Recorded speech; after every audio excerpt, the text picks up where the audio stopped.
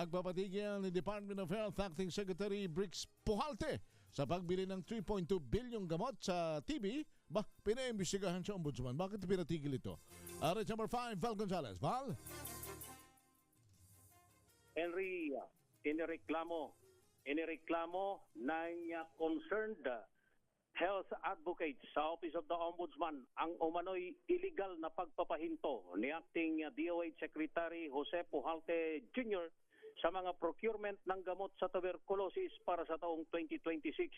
Batay sa reklamo, naglabas umano si Kalihim Pujalte ng direktiba noong July 24, 2026 na nagpapatigil sa lahat ng TB commodities kabilang ang 3.225 bilyong pisong adult anti-TB medicines sa ilalim ng isang kautusan. Iginiit ng grupo na 6 hanggang 9 na buwan ang supply chain ng gamot. Kaya pangamba nila ay magkakaroon ng malawakang kakulangan ng supply sa mga pagamutan. Babala pa ng grupo, ang pagkaantala sa gamutan ay maring mauwi sa MDR-TB at XDR-TB na mas mahirap at mas magastos ng gamutin at sumasalungat aniya sa kampanya ng administrasyon laban sa tuberculosis. Dahil dito, inakusahan si OIC Secretary Pujalte ng grave misconduct, grave abuse of authority at paglabag sa Republic Act 3019 at hinihiling ng mga ito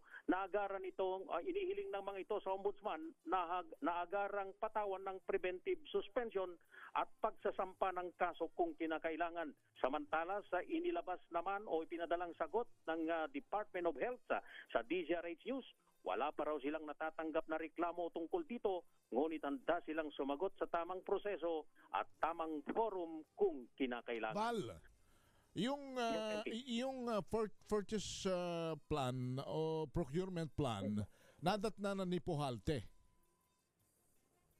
Siya kasi yung signatory. Batay dito sa dokumento, Henry, na ipinadala ng grupo, yung sinampa nila dito sa ombudsman, ang signatory kasi ay itong si Secretary Pujalte.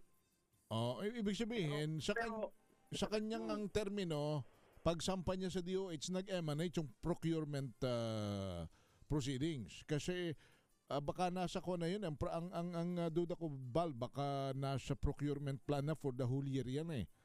Correct, dahil yan naman ay hindi agad-agad na hindi naman yan agad-agad na basta na lang kaura-urada pagkaupo niya. Naisip niyang itigil yan, yun na yung gagawin. Kundi malamang nasa annual plan na yan ng Department of Health. Pero, kasi alam natin ba pare-pareho yun na partner, pagka may ang bawat ahensya taon-taon may annual procurement plan yan, baka mamaya nung yun na yung kanyang papermahan, baka hindi niya inukayan yun. Possible, hindi niya ginawa. Siguro ito sigurong planong ito na mayroong dokumentong ibinibigay itong mga concerned DOH employees ay maaaring ito'y ilan lamang doon sa mga naiwanang nitong si dating Secretary Herbosa at siya nang nakaupo, kaya siya na yung pumirma. Correct, kasi ngayon almost 8 months after the very first month of 2026. But anyway,